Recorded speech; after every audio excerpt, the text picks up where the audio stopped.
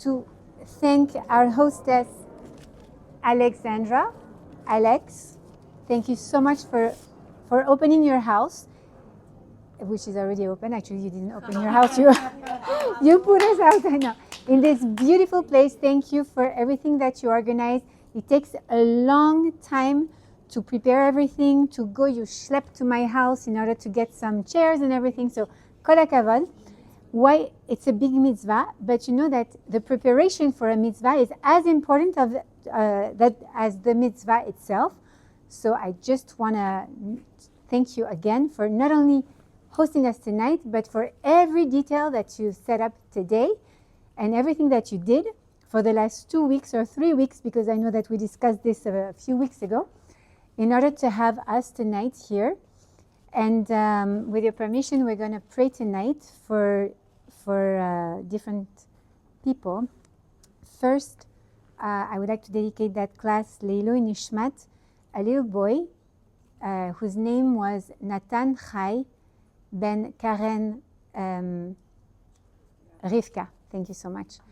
Who is Karen Rivka Smadja is a dear friend of Rosine, and a year ago she discovered, unfortunately, like that her son had passed during his bath. And Natan Chai was a very bright little boy. He was very attached to the mitzvah of Afrashat Chala. For some reason, he spoke to his mother about the mitzvah of Afrashat Chala before passing that day. And so this week, if you were planning to bake, and if you were not planning to bake, you can still decide to change your mind and bake. If you're going to do the Afrasha, please remember him, Natan Chai ben Karen Rivka. May HaKadosh Baruch Hu give an aliyah to his neshama teora. Tonight is also the yard site of Pascal Cohen's dad, Pierre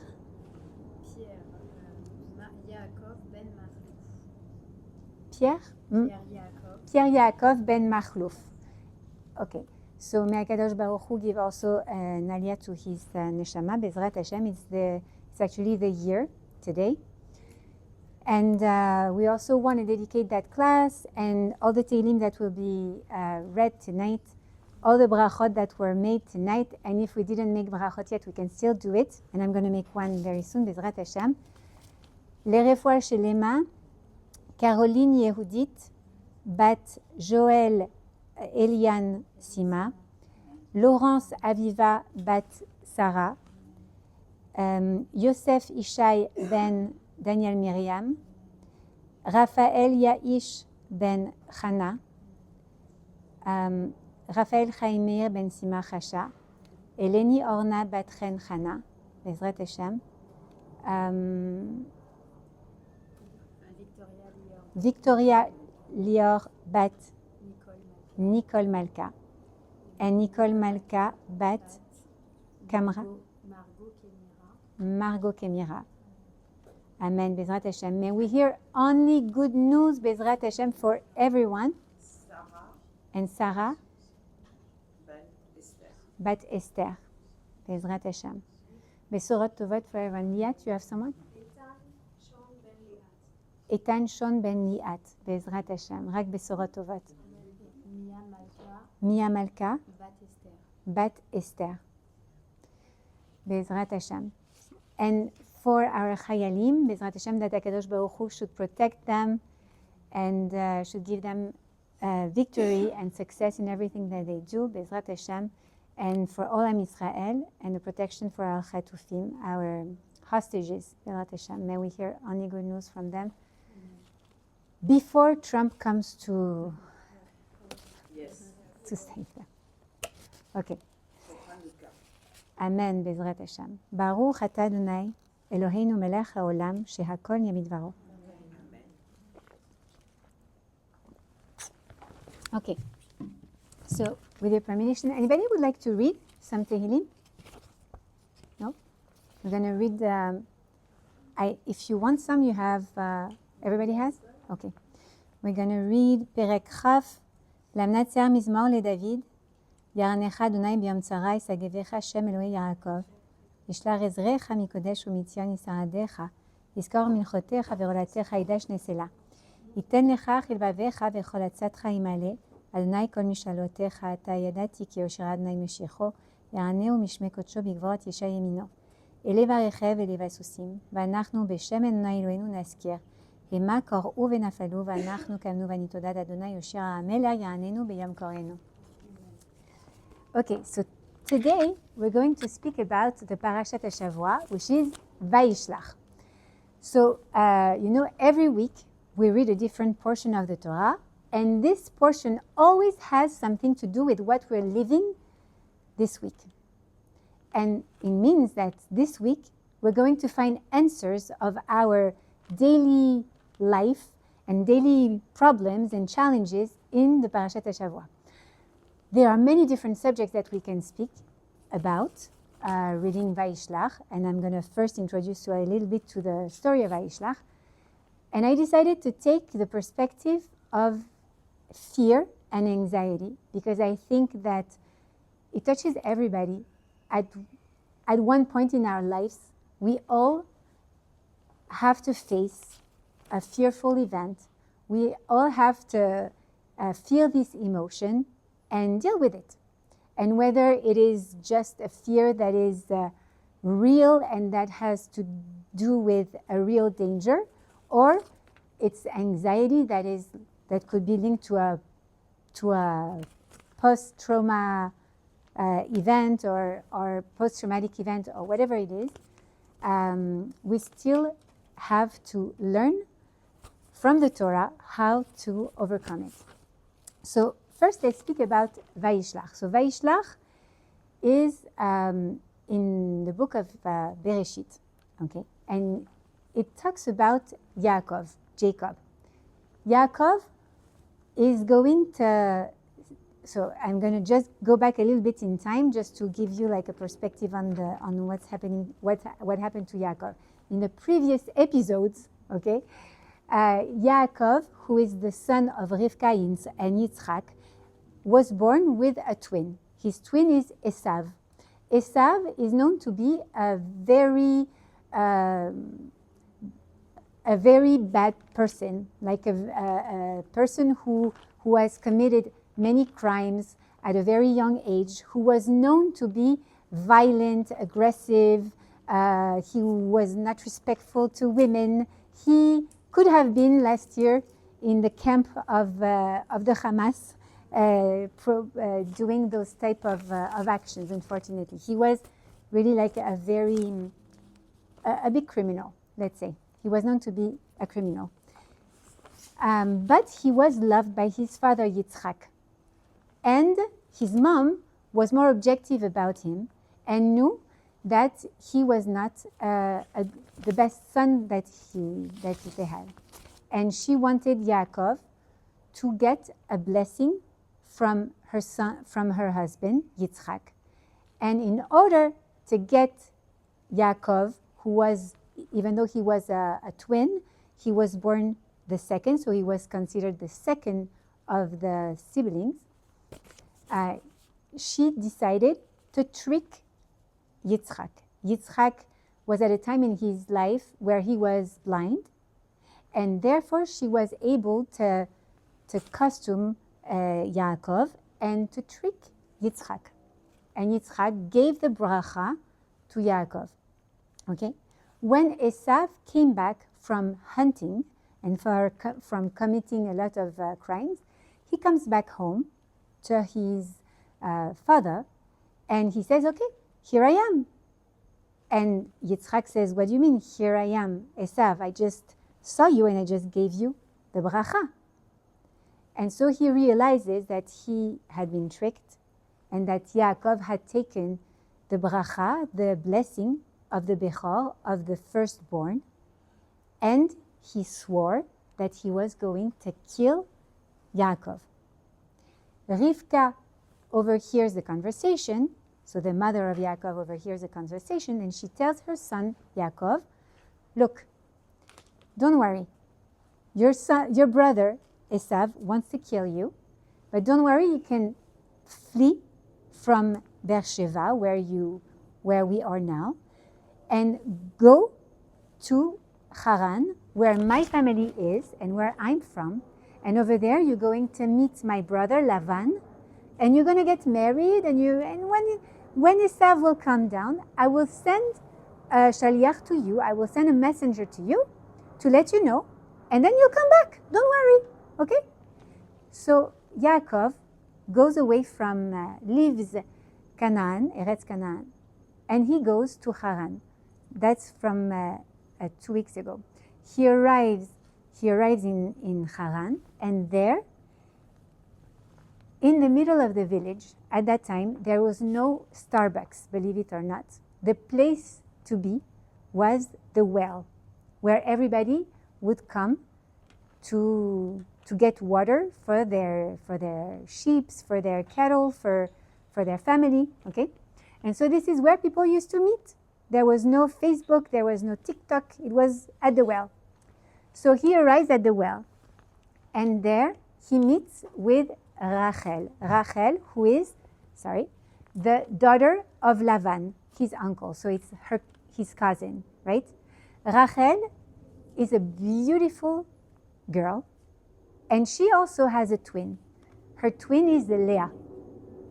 Rachel is beautiful, and when Yaakov meets Rachel for the first time at the well, he has a prophecy at that moment. He receives a prophecy, a nevuah from HaKadosh Baruch Hu, and he sees that Rachel is not only the love of his life, but she is the mother, the full mother of Am Yisrael, of the descendant of Yaakov. And he falls in love with her. And then he has another nevuah that the only thing that will be said in the story, and he starts crying, is that they will not be buried together. She will be buried somewhere else. Now that we know the end of the story, and maybe you have already visited Rachel Imenu's kever in Bethlehem. So she was buried in Bethlehem, and he was buried in the cave of Machpelah in Hebron, okay, with all the other forefathers and foremothers. At that moment, he cries, and he takes her in his arms, and he kisses her. And he says, "Bring me to your father, I want to marry you." She takes him to Laban, and when he arrives at Laban, we have to understand one thing. Rivka Imenu was a great tzedeket, but her brother and the rest of the family were a little bit like Esav. Were not the cleanest people on earth, okay? He was the type of guy that you cannot rely on. And Laban sees this great guy, young, handsome, strong, and he says, "You know what? Of course you can marry my daughter, but before marrying my daughter, you'll have to be working for me for 7 years." Yaakov says, "You know what? What do I have to lose? At the end, I cannot go back for the moment to where I belong in Canaan. I have to stay here. Okay, it's a deal. I'll work for you for 7 years, and then I'll get married with Rachel. No problem. That's what's going to happen." So Yaakov works. He takes care of the sheep of Laban. He helps him with everything in his house. And Rachel, on her side, keeps on dreaming about every night. She dreams about her Prince Charming, Yaakov. "One day I'll marry Yaakov. One day we'll be together." And 7 years arrive, and Yaakov comes to Laban and says, "No, 7 years, that's it. I'm going to get married with Rachel." And he says, "Don't worry, it's okay. You're going to get married with my daughter. Don't worry, I promised you." Laban has only one word. "You're going to get married with my daughter." But the thing is that Rachel knew her father. And she said to Yaakov, "You know, he said yes way too easily. There's something weird about that. I'm sure that he's going to trick us." "Come on," says Yaakov. "Really?" By the way, it's a little bit, the narrative is not like that exactly in the Torah, but it's approximately.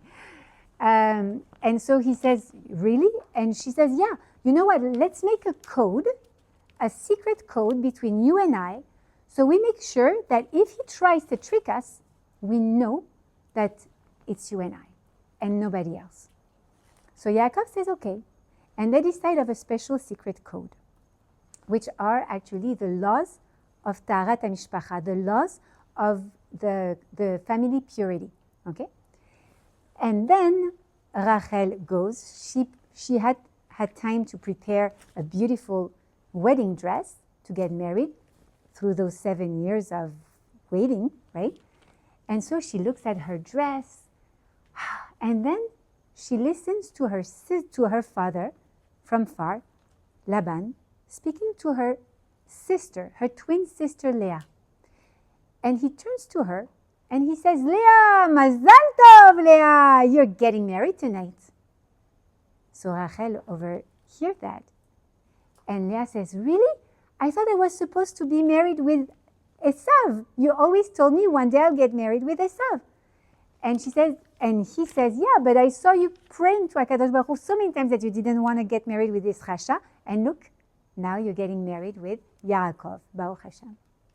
Leah had no idea of the deal regarding Rachel and Yaakov. She didn't know any of that. So she comes to her sister and she says, tell me, Mazal Tov, I'm getting married today. And not only that, but Laban decided to make a very special wedding. In that time, the weddings were not weddings like today with 600 people or 400 people. It was wedding more like the COVID wedding. You invited the family, and that's it, right? But the thing is that day, Laban decided, I'm going to make a huge party. I'm going to invite everyone from the surroundings. Why? Because I don't want anything of my plan to be modified. I want my plan to be successful. And I know my Rachel, she will not say anything if there are so many people that are going to be attending that wedding. And Rachel starts hearing a lot of people coming and a lot of noise. And she looks outside the house and she sees so many people. Everybody is attending that wedding. And she's like, I cannot let my sister be humiliated like that in front of everyone. If Yaakov realizes that it's not me under the chuppah, he's going to say, I'm not marrying this one. I'm marrying Rachel, and she's going to be humiliated in front of everyone. And I don't want that to happen. So Rachel Imenu decides to shush, not to say any word. And she goes to her sister and she says, listen, tonight you're going to marry an Ivri, a Hebrew. Do you know that Ivrim, they have special codes? You know, when you get married, these are the codes of the family purity. And you'll have to say it to the Ivri when you wake up tomorrow, or when you go to the room after the wedding. So she gave her the codes. I'm going to speed up a little bit, fast forward, they get married. Yaakov realizes the next day that it's not Rachel, even though they are twins, they really don't look so much alike. And he goes to Lavan and he says, Lavan, you got me. There's no way that you're not going to keep your deal. We said 7 years for Rachel. You gave me Leah. Now I want Rachel. And Lavan said, oh, no, I just said like you're going to get married with my daughter. I was right. You got married with my daughter. Okay, you want Rachel. Work another 7 years for me. And so he said, deal. I'll marry Rachel today and I'll work 7 more years for you. And that's what happened. Now, every single day, Yaakov was looking for a shaliach to arrive, looking for a messenger to arrive, because he was hoping deep inside that he was not going to get stuck in Haran for too long. He wanted to go back to Beersheba, he wanted to go back to Canaan. So every day he was looking for that messenger that his mom Rivka had promised him to send when Esav would count down. At one point in the story, he has many kids coming. He has actually 12, let's say 11 kids coming, okay? The 12th is going to be born after. Binyamin, but he has 11 boys at that time. And he decides that it's now about time to leave Haran. He said, okay, you know what? I have to be brave. Maybe Esav is still mad at me because my mom didn't send me any shaliach to tell me that he had forgiven me. But I need to go back home. That's it. I'm not staying chutz la'aretz. I'm not staying outside of Eretz Canaan for too long. I'm going back home. And so he decides to see how was the water. He decides to send some messengers to see how Esav is. Is he really still very mad at me? Does he still want to kill me? Yes or no? I need to know. I need to be prepared. So we see that here, Yaakov is already very scared. He's very afraid. But wait a little bit. So he sends the messengers, and the messengers go to Beersheba. And actually, when they come back, they don't have a good news. Esav is still very mad. And not only he's very mad, but he's coming with 400 people to meet with Yaakov. In Arabic, we say wa'aliyah. Mamma mia in Italian. What are we going to do, says Yaakov. And the Torah says that at that moment, it says, Vayira Yaakov me'od v'yetzer lo. So he was very scared. And he was so scared, says the Torah, that the yetzer lo, he started having like yetzer is like, it comes like from the same root as tsarim, the contraction. He starts getting like tensed and contracted, and it's also from the same root as shorash as tsar, which is narrow. You know, when you are scared, you start feeling this contraction within you. Everything becomes more narrow, more tensed inside you, right? This is a tension of the fear. So the Torah is explaining us that Yaakov, which is our forefather, is super scared. And I don't know how you feel about that, but I think it's very weird. Because if I imagine that I have model of emunah in my life, I would think my forefathers and my foremothers for sure are models of emunah. Can you have emunah and be scared? Can you have emunah and shake and tremble out of scare, out of fear for what's going to happen? Apparently, right? So it's interesting to see that HaKadosh Baruch Hu is telling us something. He's telling us, listen, the Torah is not a Marvel book. You don't have superheroes in the Torah. You have real human beings, because the Torah is a Torah Chaim, is a Torah of life. And it is here to teach us how to live a healthy life. And yes, in your life, you will have to experience fear at one point. You will one day tremble. You will one day be scared. You will feel this tightness within your heart because you're scared of something. And here is how you will feel, like Yaakov Avinu. It's okay. Even Yaakov, who was a prophet, who was a forefather of Am Israel, who was named Israel.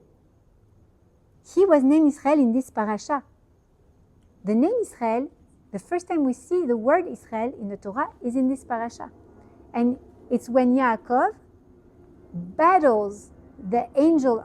fights against the angel of Esav, and he's victorious from that battle.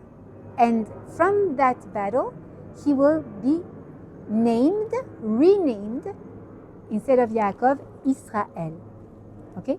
So when we say Am Israel, when we say the Bnei Israel, it's the kids of Yaakov, it's the descendants of Yaakov. And Yaakov was scared. So it's okay that we are also scared.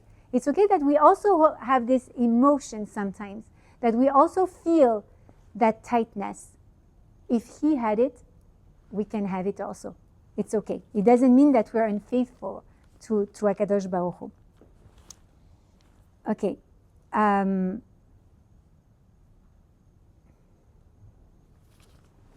There is something about the fear that we need to understand. The Torah tells us fear is not an emotion for weak people.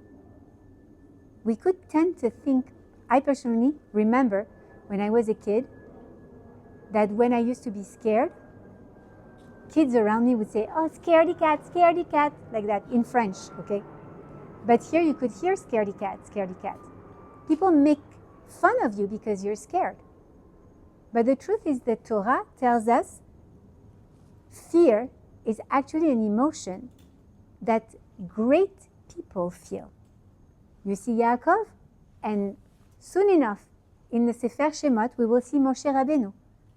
Moshe Rabbeinu will also flee his country, Mitzrayim, where he was born, Egypt. Why? Because he was scared that Pharaoh would kill him after he killed the Mitzrim, the Egyptians that had mistreated some Ivrim, some Hebrews. Okay, so he too flee away. He ran away from where he was living, from Pharaoh's palace, because he was scared. Do we think that Yaakov and Moshe are not great people? Moshe is Moshe Rabbeinu. He's our master. He's our Rav over all the nation, over all the generations, right? So definitely if he feels like that, it's because fear is somehow an emotion that great people feel. Why? And then we have to understand that there's a beautiful pasuk in a Tehillim when David HaMelech says, Ashrei Adam mefachet tamid. Happy is the person who is always scared. Well, really? I personally, at one point in my life, I would say 15 years ago, I was battling with anxiety. After a traumatic event, I was really battling with anxiety. And I can tell you, it never made me happy. Have you ever experienced anxiety or fear? Yes? Did it make you happy? How can David HaMelech say, come Sterna. How can David HaMelech say, Ashrei Adam mefachet tamid? Right? He's trying to give us a hint on how to change our perspective of fear. Fear is not a state that necessarily petrifies us and that enables us to move, right? Here, David HaMelech is telling us, Ashrei Adam, with an Aleph, mefached, with a Mem, tamid, emet. The person who feels fear could also be someone who has that ability to be true. He is someone who has responsibility. Moshe Rabbeinu and Yaakov were very responsible. Yaakov was very scared. Why? Because he had a large family. He was responsible for a huge family and for all the descendants of Israel. For us, right? Had he been killed with Esav, what would have happened to him?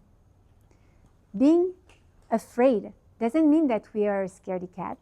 It means also that we are emet.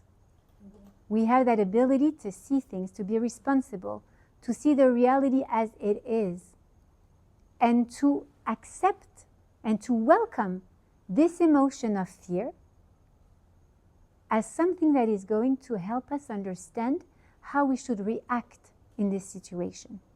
Okay? A person who is emet is someone who is aligned with herself, right? And with the ratzon of HaKadosh Baruch Hu.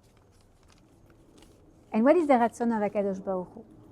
Is that we manage to accomplish a mission in this life.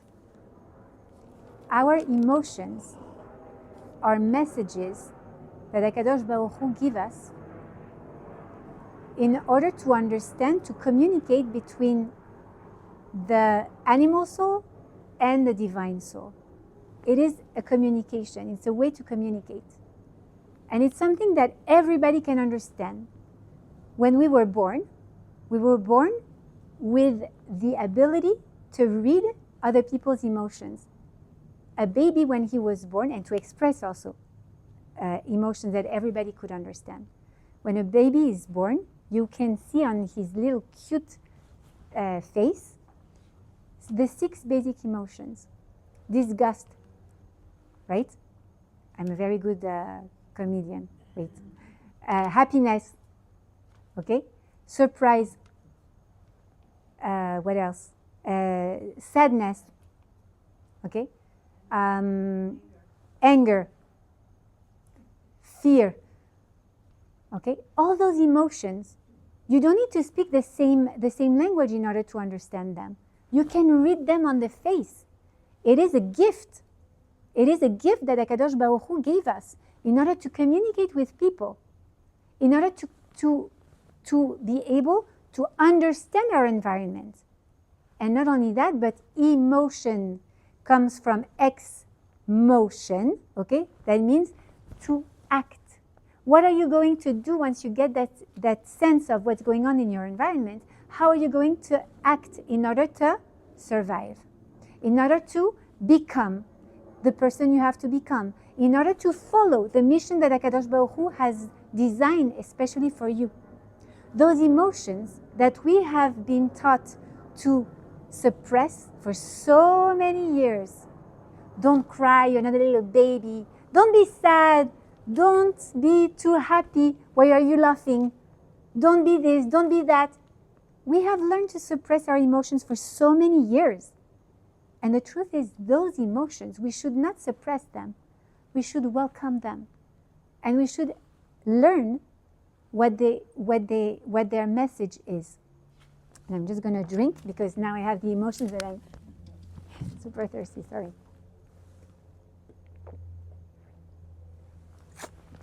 Sorry. So if we understand that the emotion is here to help us navigate and act in our environment, and survive in an environment, let's take some example, okay? And let's take the fear, for instance. Imagine that you walk in the savannah, okay? You walk in the savannah and you see a lion. If you do not have that emotion of fear, what's going to happen? Oh, kitty cat! Oh, he's so cute, the kitty cat, right? And you're going to get eaten right away. The fear that you feel, without even knowing that it's a fearful animal, you can feel it, right? It's fear. What are you going to do with that emotion? This emotion is a messenger. It transmits, it conveys a message to yourself, to your brain, to start activating something in order to survive. So the brain, and here we have some doctors, we also have some life coaches who know probably very well about emotions. The doctors will tell us, like, okay, when you receive an emotion, what happens? It activates something in the brain that is going to help you secrete some substances, hormones, and those hormones will help you survive in this environment. For instance, you see that lion, okay? You start feeling fear. Fear is the emotion of there is a danger. I have 3 options. Either I freeze, or I fight, or I run away. Okay, fear and being petrified, we're going to pass. Why? Because besides the opossum in Miami, not a lot of animals or human beings remain, it happens to remain like that, but it's not a very good survival decision mode. But what are you going to do? If you have a danger, you either have to fight or flight, right? In both ways, what are you going to need, Jen? You're going to have, if you want to fight, you're going to need your members, right? You're going to need your legs to be very strong and your arms to be very strong also. And if you need to flight, what do you need to run away? You also need your legs and your arms to be very strong. So what happens? Your emotion is going to convey the message, okay, I either have to fight or flight.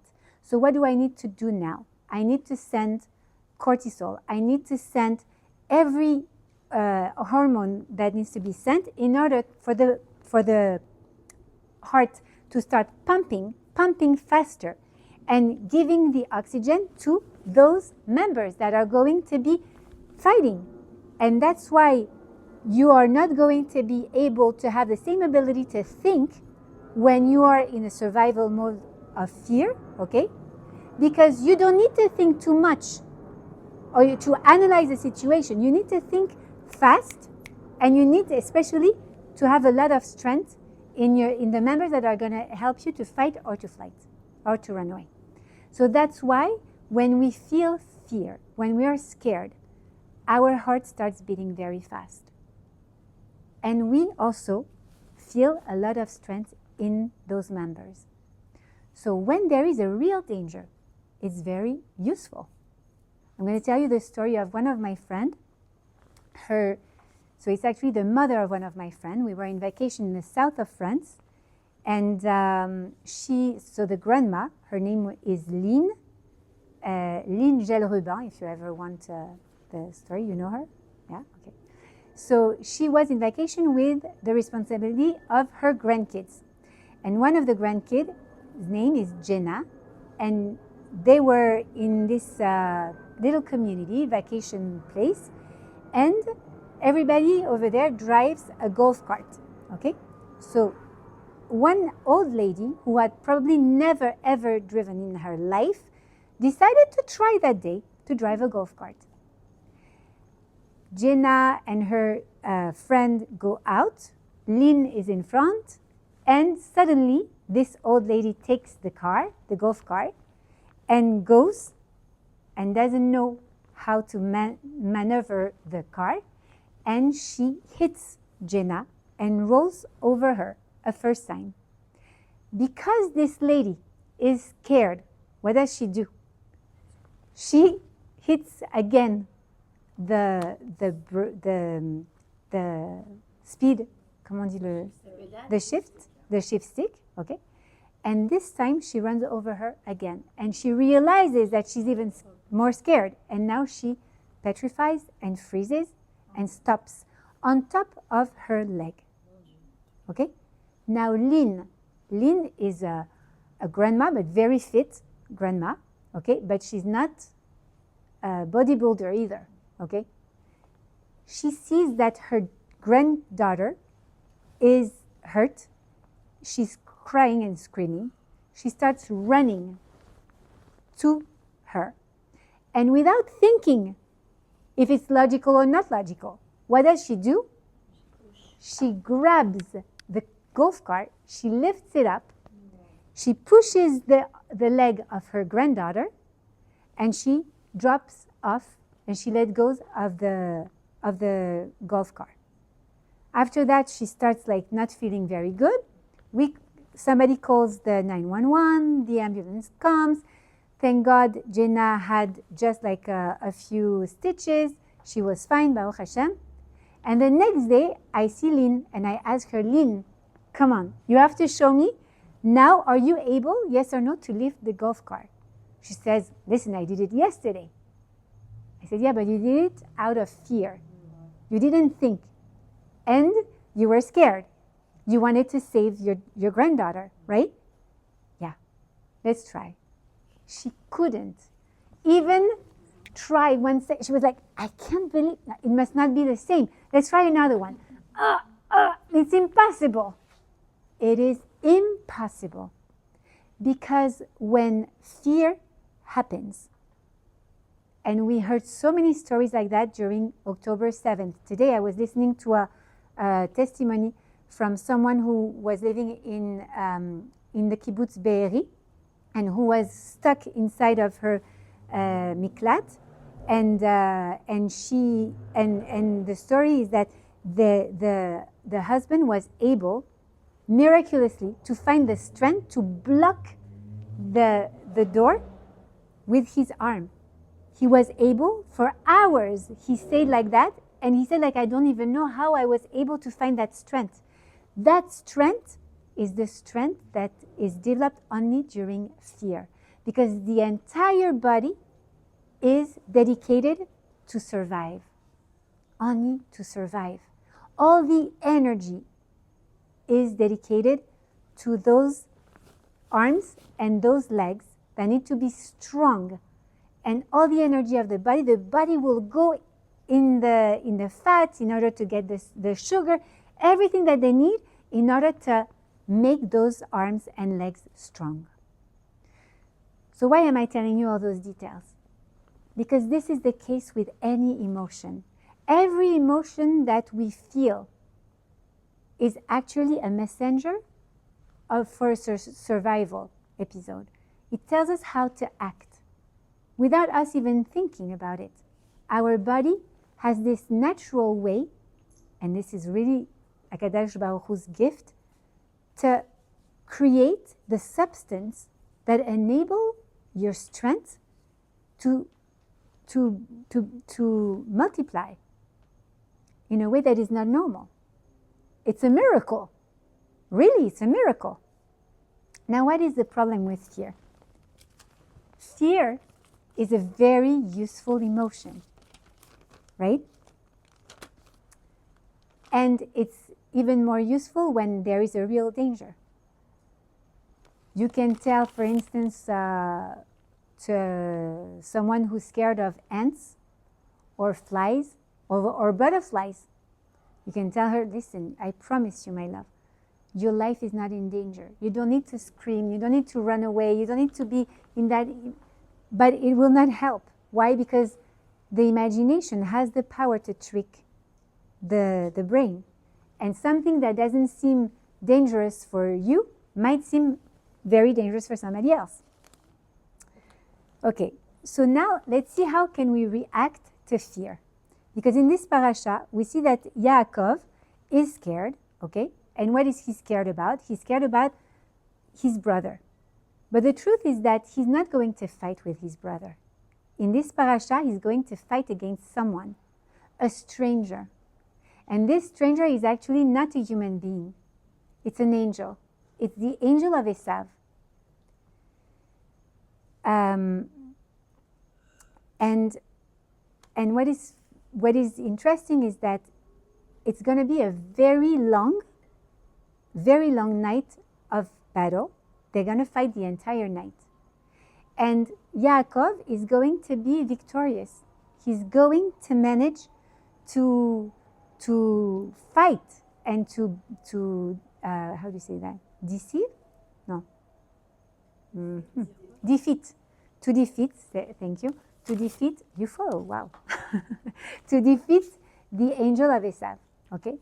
And then the angel of Esav will still hit him in the sciatic nerve. You know that nerve? Oh, yeah. Sometimes it happens when you're pregnant that it's tickling, it's tensing, right? So the sciatic nerve. The sciatic nerve is the nerve that the angel of Esav will hit Yaakov on. And that's one of the reasons why, by the way, we don't eat that part of the animal, because of the sciatic nerve. But that's another story. That's a kashrut story. Okay? Why is it so important to know that? So he's going to hit Yaakov. Yaakov will still manage to defeat him. And that stranger, that malach of Esav, is going to be the one who will name Yaakov Israel. Why? Because he was yashar, he was straight, he was right, he was straight and direct under Hakadosh Baruch Hu. He followed Hakadosh Baruch Hu everywhere, and he was straight under his law. Rabbi Natan, who was the student of Rabbi Nachman Mibretzlev, he teaches something very interesting about that parasha. He says when someone has a sciatic nerve damaged or hurt, what does it causes him? It causes him to have problem to walk, right? He can't move correctly. He's hurt, like he's like that, okay? He can't walk correctly. He can't move forward. He can't do much, okay? He says the angel of Esav represents that negative force that strikes us every single day in order to limit us in our accomplishment, in our life. You know, when we wake up in the morning and you have that desire to achieve a lot of things. Today, I'm going to start a diet. Today, I'm going to start exercising, working out. Today, I'm going to learn 1 hour of Torah. Today, I'm going to write my journal. And then, the angel of Esav wakes up also and says, today, you're not doing anything, man. Because you're not worth it.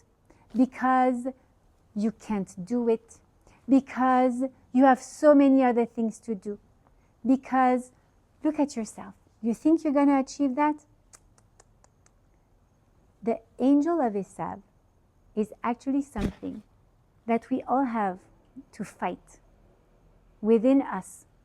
We all have this battle within us between what I want to do and what my imagination or that angel makes me think I cannot do.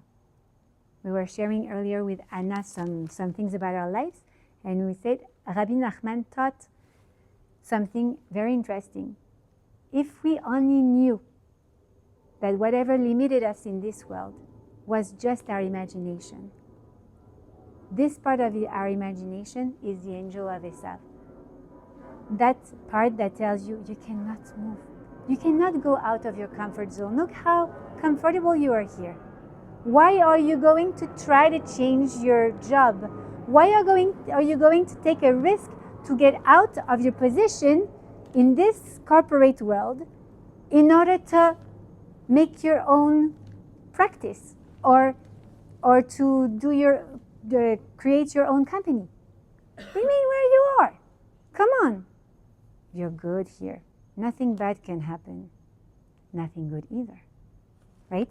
This is the angel of Esav. So when Yaakov fights it, he becomes Israel. He becomes that man, that straight person who accomplishes his own mission. And this is what we have to understand. Each day, Am Israel has to fight against this angel. And us too, we have to be yashar. We have to be straight. We have to follow our own mission as an individual, becoming the person I have the potential to be. And as a nation, becoming that light for the nation, inspiring others to act better, to be a light, right? How are you with the time? You good?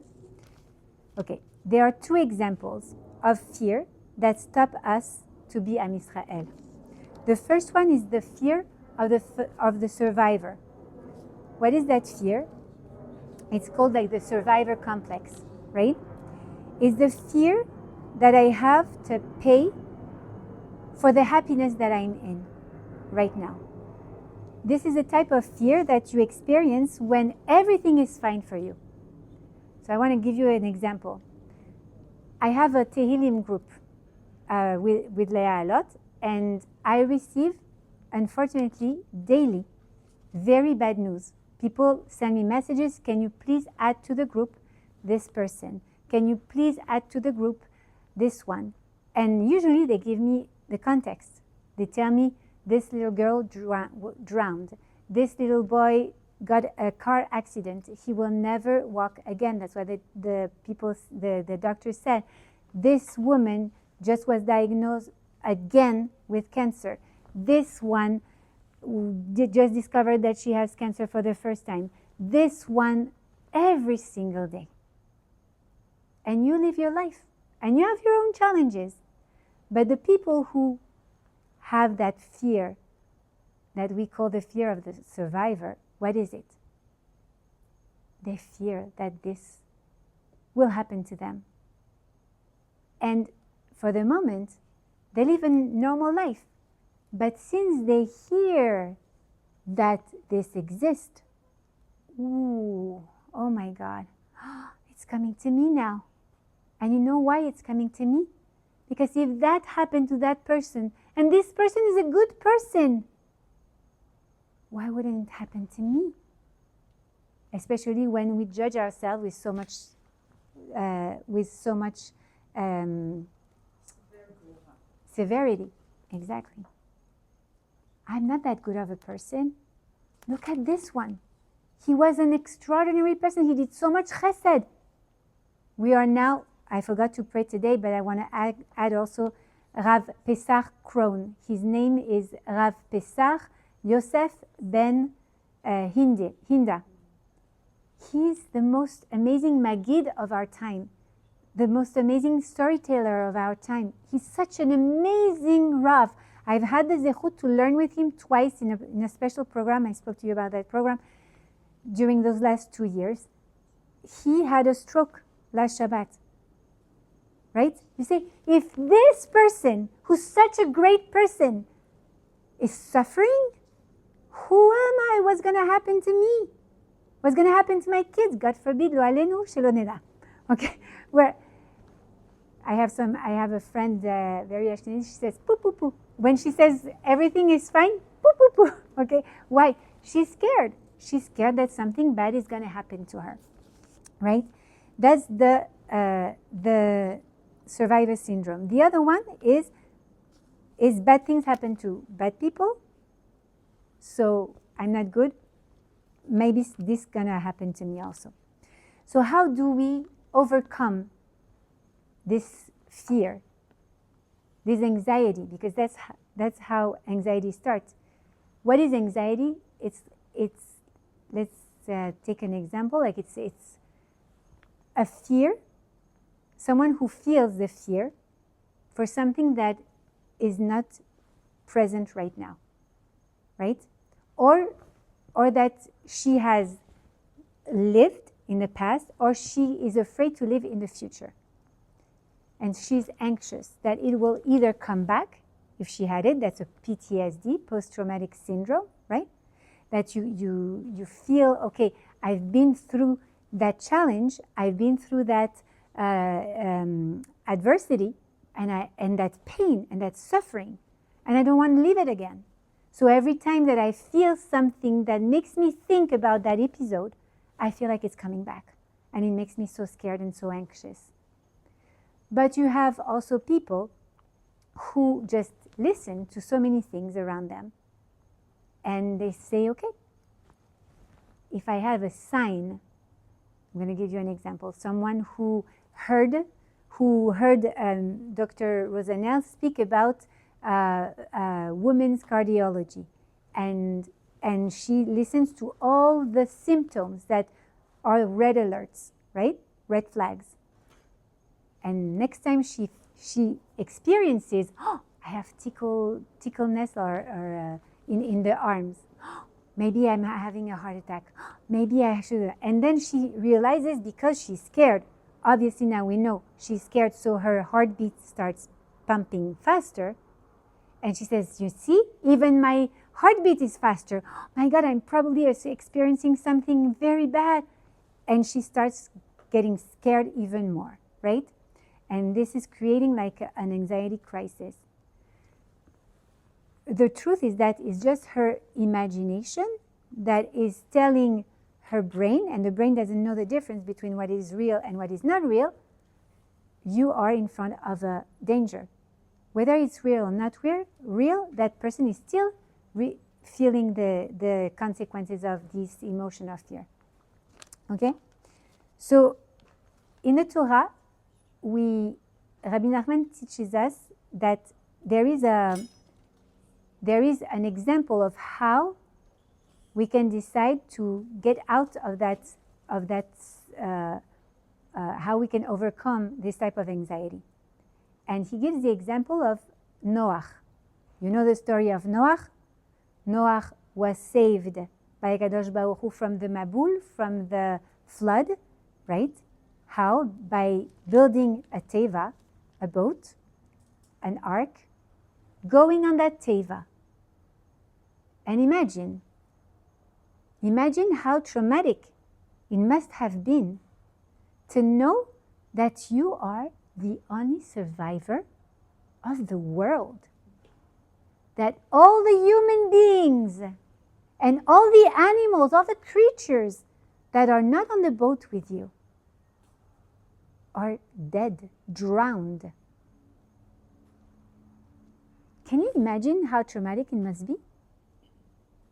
To the point that Noach, when the rain stops and he's sending first a crow to see if there is any piece of land where he can land his boat and get out of that ark, nothing happens. And then he sends a dove, right? And then the doves come back with a proof that, yes, now there is dry land. You can go out.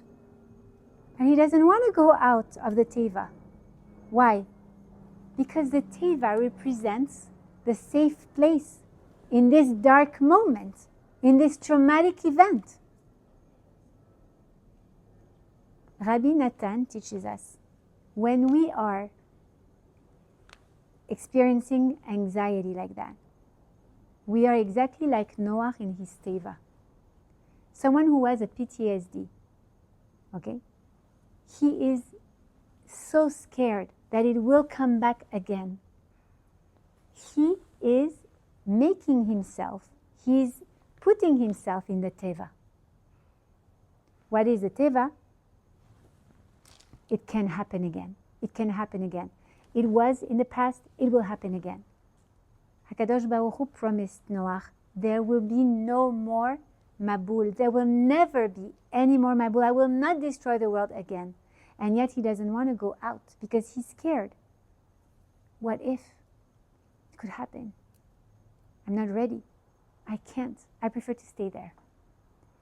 And Rabbi Natan teaches that the Noach that finally decided to step out of that teva is not the same Noach that entered. Why?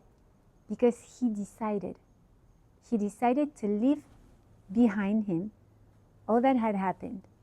And he decided that he will go out of that mindset. He will leave behind that part of him.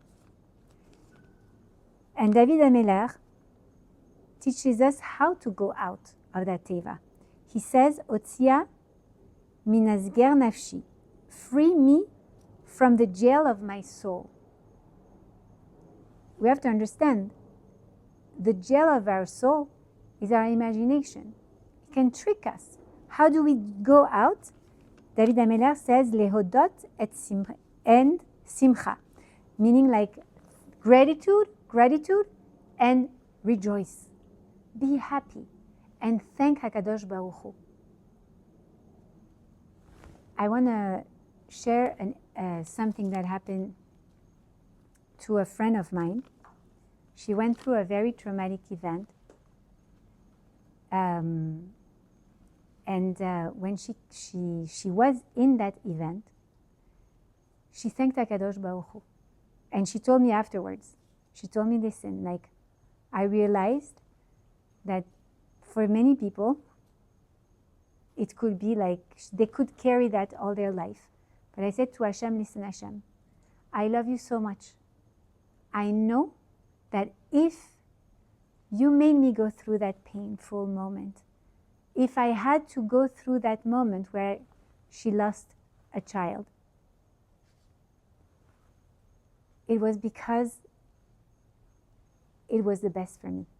I will never resent you for that. I will love you forever.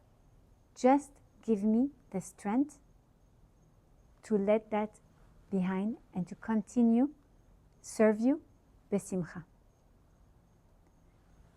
Thanking HaKadosh Baruch Hu and being besimcha. when we celebrate a Chag, we usually celebrate something that happened in the past that was traumatic, right? And what do? We say the Hallel. We recite the Hallel. And we say, Lehodot, Lehalel, Leshabeach, and Lekales. And what is Lekales? Is to publicize the miracle. We are in the month of Chanukah. What are we doing in Chanukah? We are thanking Hakadosh Baruch Hu for the miracle of Chanukah, and we are publicizing the miracle. This is a way to thank Hashem, and this is also a way to commemorate with Simcha. So anxiety comes from the feeling of being abandoned by Hakadosh Baruch Hu. Usually, that person who is anxious is someone who feels that Hashem is abandoning her, has abandoned her, or will abandon her. He will not be there for her, right? But if we understand that Hakadosh Baruch Hu will never, ever abandon us, that Hashem Yitbarach תמיד אוהב אותי ותמיד יהיה לי רק טוב. Hashem Yitbarach, He only loves you and He will always love you. And He will always send you only good. If we meditate on that, if we're able to integrate that and decide to step out of the mental teva that we were secluded in, then we will be able to overcome the anxiety. So thank you so much. If you have any question or any remark, anything that you'd like to share. No? I'll say something. Yes, please, Liat. The imagination can work obviously on two flip of sides, because when you actually want to heal yourself, you can use the imagination Yes. to create new It's so reality true. and really, when you bring the light in, and the brain doesn't differ between imagination and reality. So when you tackle that to actually heal yourself from the traumatic events, that can, bring you a lot of good things as Yes. well as anxiety, and so it depends on the point you're looking at. Liat has a lot of workshops where she helps people heal from many different things, for situations with couples, in marriage, but also self-love. And it's true, you're right. Imagine, you can use actually your imagination in order to recreate the scenery that you would like. I'm going to share something personal. I think it was 15 years ago. Yeah, 15 years ago, I went through a very traumatic event. I had several miscarriages, and this was not the traumatic part, even though it was difficult, but it was not the traumatic part. After the first miscarriage, I had a very bad hemorrhage. A month after, I had a very, very bad hemorrhage. And when I arrived at the hospital, they thought I was really not going to make it. And I had two little kids at that time. I had Eitan, who was 3, and Eli, who was 1 year old. And after that, I had lost a lot of blood. I was very weak. And also, in my mind, I had realized that I was mortal, that I could die. And it seemed very childish to say, but until that moment, I had never thought that I could die. I had never realized that. And before being a mom, I also had never thought what is going to happen to somebody else if I'm not there. But that night, when I arrived to the hospital and they asked me, so do you have a living will?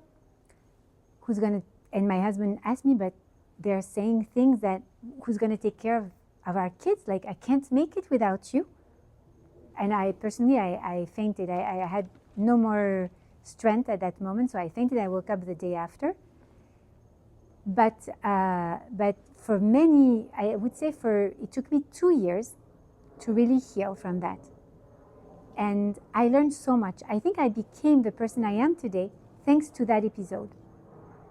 Because part of it helped me dig and try to understand, how does your brain trick you that you think you're dying every time you feel something in your legs, every time you feel something in your arms, something that tickles, or even sometimes when you just enter your car and you think, oh, maybe it's the last time I see my husband, maybe it's the last time I drop off my kids to school. I was waking up every morning thinking like that. And it's not that I didn't have emunah. I had a lot of emunah in HaKadosh Baruch Hu. What I was lacking is bitachon.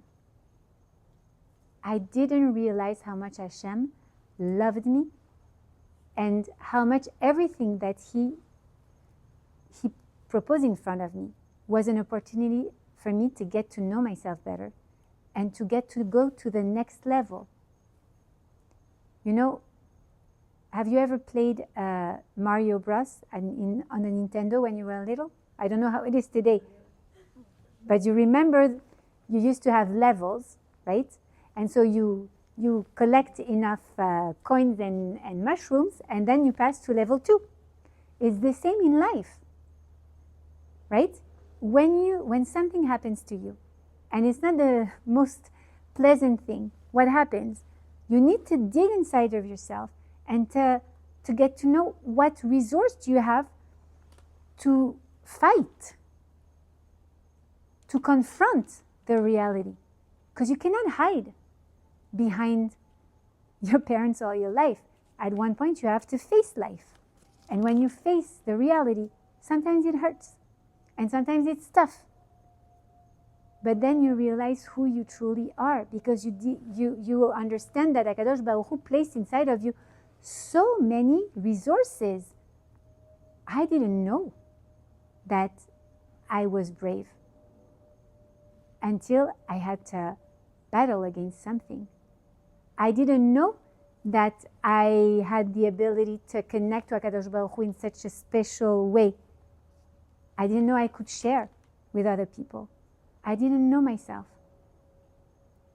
And through this anxiety and those tough moments, because I have to tell you that it's not easy to get out of the loop, I discovered positive thinking, I discovered meditation, I discovered connection with HaKadosh Baruch Hu on another level, I discovered how to be present in the moment. I discovered that you can channel your thoughts in the direction that you want. And I met beautiful friends. I met one of my very good friends, Emma Ayash, who is today Emma Elbaz, by the way. But she taught me, she's a master in PLN. How do you say? No, but it's reprogrammation. How do you call that in English, Liat? NLP. Thank you. NLP. It's neuro-linguistic programmation. Basically, she helped me to go through that memory of that traumatic event when I arrived at the hospital and they told me, and I was emptying myself, and they told me what they told me, and she helped me to reprogram that memory. I actually now, I'm very serene when I tell you that, because this is not the memory I have anymore. The memory I have now is that it was a very happy ending. Because the same way your imagination can trick you, you can also you can use the imagination to trick your brain. And you can learn to reprogram to a better version of what you experienced. And the truth is that in the reality, there's always different perspective. Listen, if I tell you, what do you see now? What do you see? What is that? A white paper with lines, right? Is there many things written on it? No, you're wrong. There are plenty of things written on it. From where I stand, This is what I see. Am I right? Are you wrong? No, we're both right. The reality can hold different perspectives. And knowing that, we can decide to take another perspective on the reality we are living, even when it's very difficult, even when it's very painful. As a life coach, I see so many women who go through very painful episodes. And some have such a positive attitude. I'm amazed by the ability of a person to see a nisayon with so much gratitude. Can you imagine? I have one of my friends whose son was discovered with a complicated situation, white lesion in the brain and in different parts of his body. And the day they discovered that, I was with her at the hospital, and she told me, Esther, can you believe how lucky I am that it's only that, and that there is a cure for that? And I was like, wow, Baruch Hashem. Learning to see the cup half full. This is a life-changing thing. And we can just try to see it full. We have to train our eyes to be good shlichim for our brain. We can see the beauty in our kids. We can see that they failed at their SATs, but we can see that they tried very hard.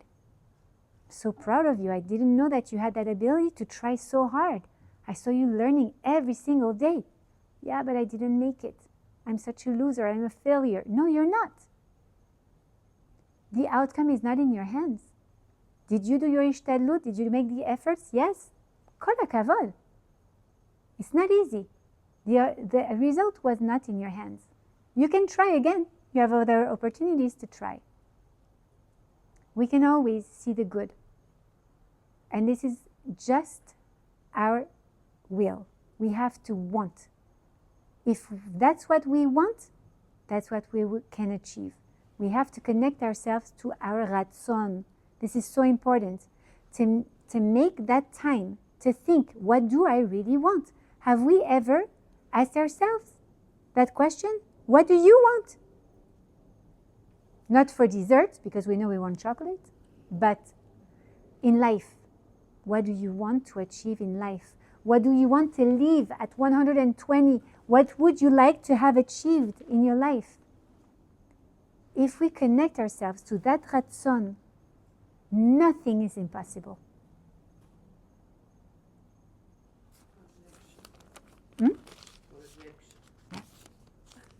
Vision, projection.